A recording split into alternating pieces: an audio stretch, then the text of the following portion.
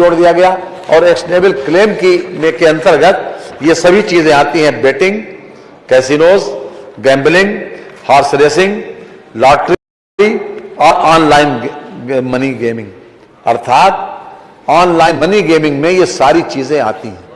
उसको game of skill नहीं माना गया, उसको गेम ऑफ चांस माना गया कि अगर हम चांस के आधार के ऊपर, उसमें ये होता है ऑनलाइन गेमिंग में कि हम अपनी अपनी टीम बनाते हैं और टीम के माध्यम से अपने उसमें खेल होता है और खेल में पूरी तरीके से कि कौन कितने रन बनाएगा, कौन कितने विकेट लेगा, ये सब कुछ बाई चांस है। किसी भी प्रकार से इसको गेम ऑफ स्किल नहीं किया जा सकता कि जैसे गेम जो है चेस है, चेस पूरी तरीके से गेम ऑफ स्किल है।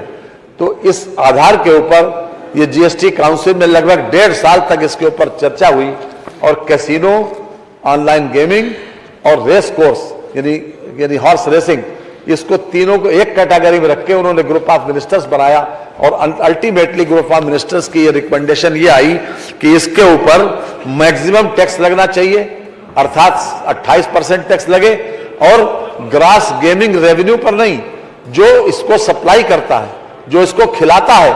अभी तक ये व्यवस्था थी कि जो इसको खिलाता है वो जितना दे दे उसके हिसाब से इसके ऊपर टैक्स लग जाए, अर्थात उसके पास जितना बचे, जो बेटिंग का ये अमाउंट है उसको बांट के उसके पास जितना बटे उसमें से हमको मिल जाए। तो हमको 3 या 4% मिलता था। आटे पर टैक्स है 5%, जो पैक्ड और लेबल्ड आटा है उसके ऊपर 5% टैक्स। और इतना लेविश जो परिवार हैं जो 5-5 करोड़ रुपए की गाड़ी से अपने रेस कोर्स खेलने जाते हैं, वो ये कहते थे कि ये जो ऑनलाइन गेमिंग है या फिर रेस कोर्स है, ये हॉर्स रेसिंग जो है वो गेम ऑफ स्किल है। लेकिन हम लोगों का कंटेंशन था, उत्तर प्रदेश ने शुरू से 2021 से एक ही स्टैंड लिया था कि हम ये कहते थे कि किसी भी तरीके से न तो हॉर्स रेसिंग, न ही ऑनलाइन गेमिंग और न ही कैसीनो, ये गेम ऑफ स्किल नहीं है। कैसीनो को तो उन्होंने मान लिया था शुरू में ही, एक्शनेबल क्लेम के अंतर्गत आता है, लेकिन हॉर्स रेसिंग के ऊपर 1.5 साल तक कम से कम 7-8 मीटिंगें हुई ऑल इंडिया, और उसके ऊपर जो जीओएम बनाया उसकी भी 6-7 मीटिंग हुई।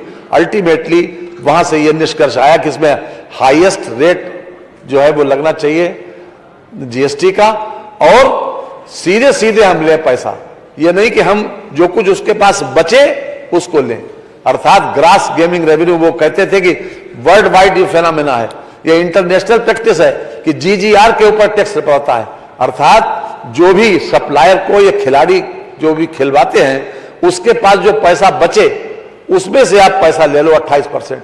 तो अभी तक का जो हमारा रेवेन्यू है उसमें बहुत कम मिलता था, मात्र 3-4% मिलता था।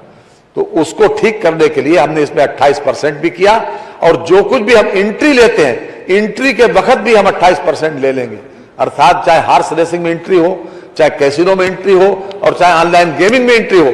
तो हॉर्स रेसिंग, कैसीनो और ऑनलाइन गेमिंग को तीनों एक ही कैटेगरी में रखकर इसमें अधिकतम टैक्स पड़े, और 28% के साथ साथ इसमें जो कुछ भी हम करेंगे वो एंट्री के पॉइंट पर ही ले लेंगे, अर्थात जो भी उसमें इंटर करेगा, 1000 रुपए अगर इंटर करेगा तो 280 रुपए हम टैक्स के ऊपर उससे पहले जमा करा लेंगे। क्यों कि कितना जीता कितना हारा ये शेयर तय करेगा वो सप्लायर जो इसको ऑर्गेनाइज करता है, हिस्सा भी वही तय करेगा, पैसा भी वही लेगा, आखिर में बांटेगा भी वही, और हमसे कहता है कि हमसे इतना ले लो आखिर में। लेकिन उनकी बात नहीं मानी गई, आखिरकार ये प्रिवेल किया, और इसमें ज्यादातर स्टेट्स ने फिर इसको ओके भी किया। और आज की स्थिति यह है कि हमने इसको अध्यादेश इसलिए जारी किया, आवश्यकता इसलिए थी कि वहां से 30 तारीख को एक लेटर आया 1 सितंबर को कि किसी भी तरीके से इसको 1 अक्टूबर से लागू करना था, और 1 अक्टूबर से लागू तभी हो सकता था जब हम उसके पहले हम इसको, चूंकि सेशन में हमारा असेंबली सेशन में थी नहीं, इसलिए इसको एक अध्यादेश के माध्यम से वो किया। आप कहें माननीय अध्यक्ष जी, इसकी अर्जेंसी के बारे में श्री पंकज कुमार जो हमारे अपर सचिव हैं, एडिशनल सेक्रेटरी जो जीएसटी के हैं भारत सरकार के, उनका ये पत्र है, ये 1/9/23 का, और हमने इसलिए 30/9 को इसमें अध्यादेश जारी किया, और आज आपके सामने ये प्रतिस्थानी विधेयक हम लेकर आए हैं मैं समझता हूं कि इसमें कोई ऐसी चीज नहीं है कि जो बहुत ज्यादा डिस्कशन वाली हो। वैसे किसी माननीय सदस्य को कुछ बोलना हो तो हम उसका स्वागत करेंगे। दूसरी चीज इसमें यह है कि बाहर से बैठे हुए ऑनलाइन गेमिंग को कंट्रोल करते हैं, तो हमने ये भी कहा कि हमारे उसमें रजिस्ट्रेशन मस्ट होगा, अर्थात धारा 24 का जो हमने संशोधन लाया है वो उसमें इस बात का है कि वो या उसका कोई एजेंट अगर इसमें पार्टिसिपेट करेगा तो उसका रजिस्ट्रेशन उत्तर प्रदेश में मस्ट होगा। ये हमने इसमें संशोधन लेकर आए हैं। और जहां तक पास होने का सवाल है, इसमें 21 स्टेट्स तो ये हैं पास हो गई, और बाकी ऑर्डिनेंस किया है इन लोगों ने। जेके ने ऑर्डिनेंस किया है, झारखंड ने किया है, राजस्थान ने किया है ऑर्डिनेंस, तेलंगाना ने ऑर्डिनेंस किया है, केरला ने ऑर्डिनेंस किया, और छत्तीसगढ़ ने भी, यानी पंजाब ने भी ऑर्डिनेंस किया। बाकी स्टेट्स ने असेंबली से पास कराया, 21 स्टेट्स ने, और बाकी ऑर्डिनेंस हुआ। यानी कहने का तात्पर्य यह है कि यह ऐसा विषय है कि अभी तक हमको जो 18% मिलता था GGR पर, अब हमको 14 मिलेगा, अर्थात 28% में आधा हमें मिलता है, आधा केंद्र को मिलता है। अभी तक 18 में से 9 उनको मिलता था केंद्र को, 9 हमको मिलता था, तो उसमें बहुत बिल्कुल नहीं के बराबर, दैट इज नेग्लिजिबल। 3-4% का कोई मायने नहीं है। ऑनलाइन गेमिंग ऐसी चीज, उस पर 3-4% टैक्स मिलता था, इसलिए मानवर ये अर्जेंसी थी, इसलिए इसको अध्यादेश के रूप में लाए, और अध्यादेश के बाद हम प्रतिस्थानी बिल लेकर आए। मेरा आपसे अनुरोध है मानवर कि इस पर इसको विचार किया जाए और पारित किया जाए। कोई माननीय सदस्य इस पे अपने समय पाल जी आज बहुत पढ़ के आए। मान्यवर अध्यक्ष जी, मैं आपके माध्यम से खन्ना जी से पूछना चाहता हूं, आदरणीय खन्ना जी से, कि वे तो कंज्यूमर पर पड़ा का सारा एंट्री पे ले रहे फीस, तो वो और बढ़ा देगा जो अंदर बैठा के खिला रहा, वो तो कंज्यूमर ही मरेगा। कुछ ऐसा माध्यम बनाओ कि इस पर बिल्कुल बैन लग जाए। और जो ऐप चल रहे हैं माननीय खन्ना जी, उससे कई ऐसे बच्चे बर्बाद हो गए। आप सही कह रहे थे पीछे कि परिवार के परिवार एक बच्चा है, वो जुआ खेल रहा, लॉटरी खेल रहा इस पे, तो इनको बिल्कुल बैन करा दिया जाए। मेरा आपसे वो जो पुरानी लॉटरी थी ना, जो टिकटॉक से बिकती थी, ऐसा ही धंधा इन्होंने ऐप के माध्यम से चला रखा। मैं कई लोग लेकर आए अपने बच्चों को, साहब क्या करें इसका, पुलिस को भी दे दिया, नहीं समझता। उनके कर्जे कई बार उतारे बच्चों के, कि मेरे पे इतना कर्जा भाई ये उतार दो, अब नहीं खेलूंगा। फिर पता चला उन्होंने फिर खेल लिया। मेरा आपसे ये अनुरोध है, इसको बिल्कुल बैन लगा दो। जो टेलीफोन पर चलता है, ये इसके माध्यम से जो चलता है, इसको बिल्कुल बैन करा दिया जाए। माननीय मंत्री जी। हाँ बोलिए बोलिए। आदरणीय अध्यक्ष जी, आपने मुझे इस पे बोलने का मौका दिया, उसके लिए आपको धन्यवाद देता हूं। सर, हमारा जो ये इंफॉर्मेशन टेक्नोलॉजी के थाने भी कुछ बने हुए, वो पहले से ही उतने सशक्त नहीं है, उतने सीरियसली जो आईटी क्राइम्स हैं उनको वो लेते नहीं हैं। और ये ऑनलाइन जो गेमिंग है, ये टोटल मोस्टली आईटी से रिलेटेड है। तो इसमें विधेयक में ऐसे भी कुछ स्टेप्स लेने चाहिए थे जिससे कि जो उसके ऑनलाइन क्राइम्स हैं उसको उतना ही सीरियसली लिया जाए, क्योंकि जो भी हमारे थाने हैं वो ऑनलाइन क्राइम्स को इतना सीरियसली नहीं लेते, ऑनलाइन फ्रॉड्स को भी इतना सीरियसली नहीं लेते। तो अभी इस विधेयक में आपको प्रबल समिति को भेजना चाहिए, वहां पर ऐसे लॉज इसमें रखने चाहिए जिससे जो ऑनलाइन फ्रॉड्स हैं उसको भी रोका जाए, तभी हम प्रॉपर रेवेन्यू ले पाएंगे, क्योंकि ऑनलाइन फ्रॉड्स होते रहेंगे और पुलिस उसको सीरियसली नहीं लेती। इतना ही मैं कहना चाहूंगा सर। धन्यवाद सर। माननीय मंत्री जी। जी ने कहा और एक सचिन यादव जी ने, ये हम रोक नहीं सकते, ये हमारे बस की बात नहीं। उसकी वजह यह है कि आप आज जितने भी मोबाइल के, हमें तो सारे कॉन्फ़िगरेशंस मालूम नहीं है उसके, जितने कॉन्फ़िगरेशंस हैं हम ठीक प्रकार से मोबाइल को हम ऑपरेट, उसके सारे कॉन्फ़िगरेशंस को इस्तेमाल करके हम चला भी नहीं सकते। लेकिन अगर ये रोक सकते होते तो रोक चुके होते, क्योंकि इसमें ये बिल्कुल सही है। हमारी नई जनरेशन, मैंने शुरू में कहा जब इसकी शुरुआत हुई थी, शेयर मार्केट में 10 करोड़ लोग इन्वॉल्व हैं आजकल। उसमें काफी चीजें साइंटिफिक हैं। प्रमोटर मालूम है कि हमारा प्रमोटर कौन होगा, कौन कौन लोग, कितने कितने लोग उसमें इंडस्ट्री कौन लगा रहा है, या फिर कौन सी फर्म कौन चला रहा, लेकिन इसमें तो कुछ मालूम ही नहीं है। ये बिल्कुल अंधा गेम है। 14 करोड़ लोग आज की तारीख में इसमें इन्वॉल्व है भारत में, 14 करोड़।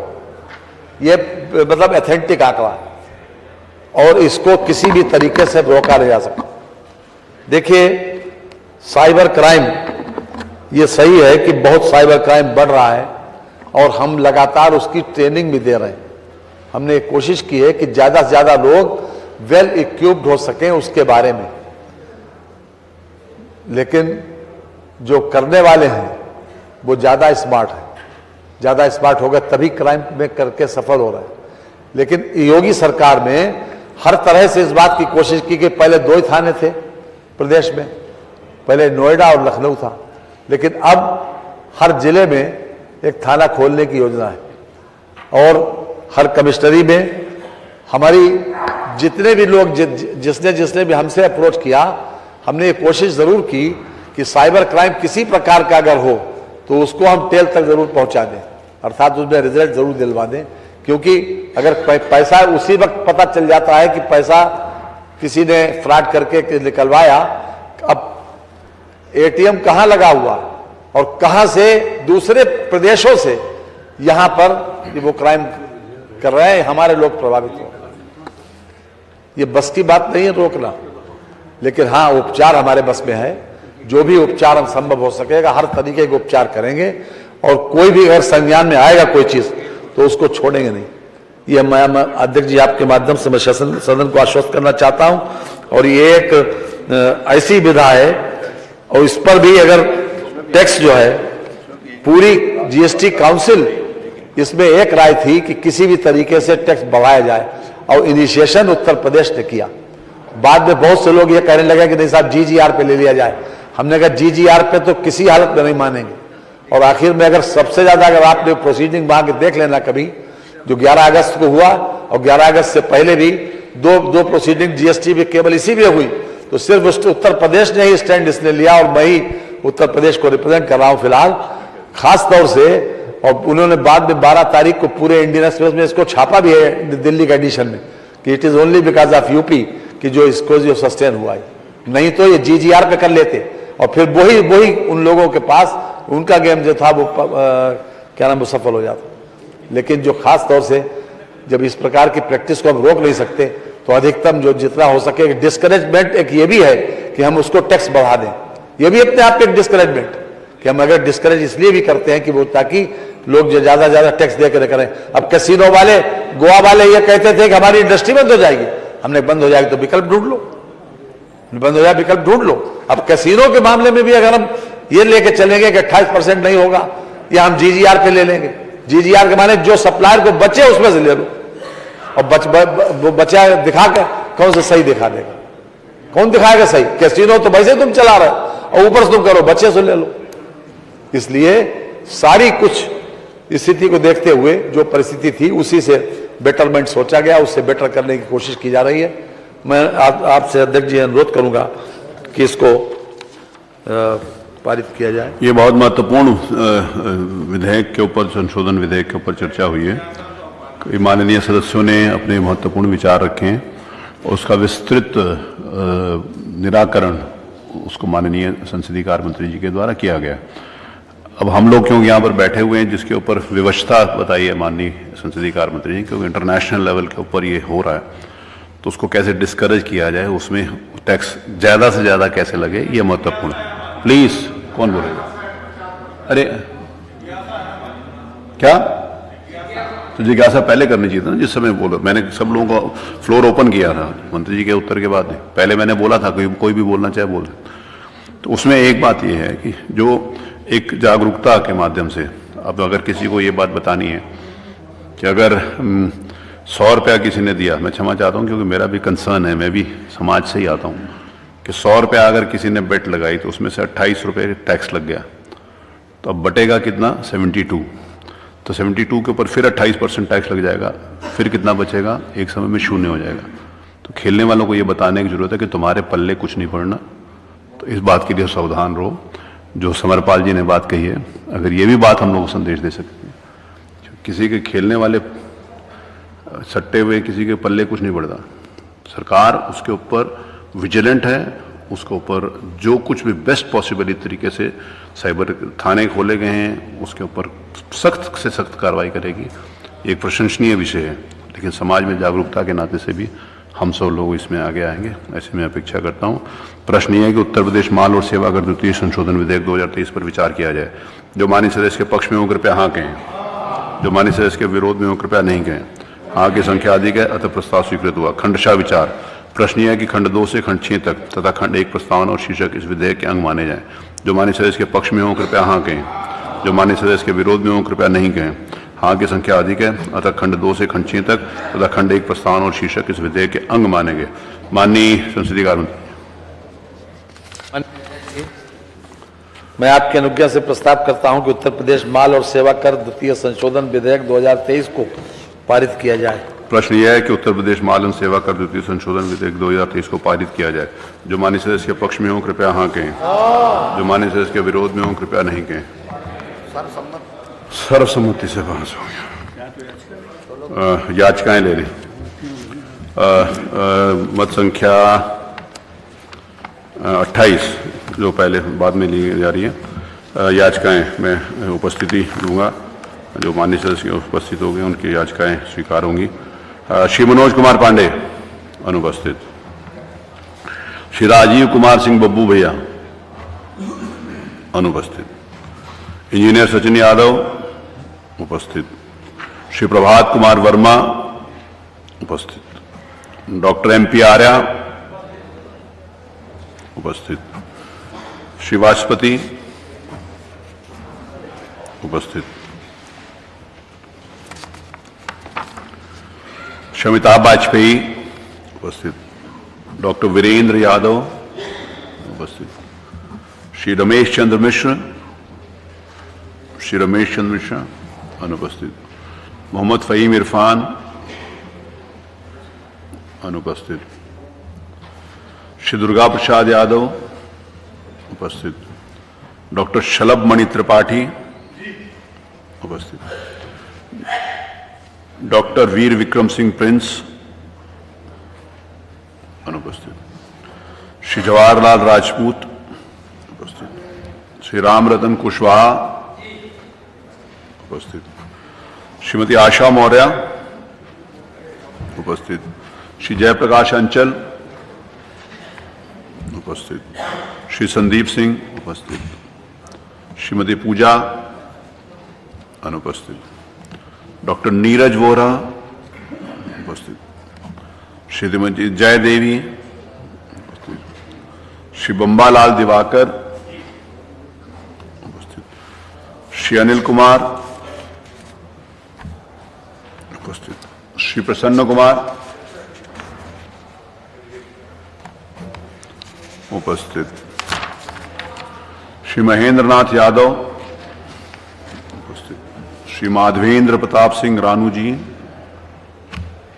अनुपस्थित। श्री रविदास मल्होत्रा अनुपस्थित। श्री अतुल प्रधान अनुपस्थित। श्री आशीष कुमार सिंह आशु अनुपस्थित। चौधरी बाबूलाल जी उपस्थित। श्री राम फेरन पांडे उपस्थित। डॉक्टर रागिनी अनुपस्थित। श्री सुरेंद्र मैथानी उपस्थित।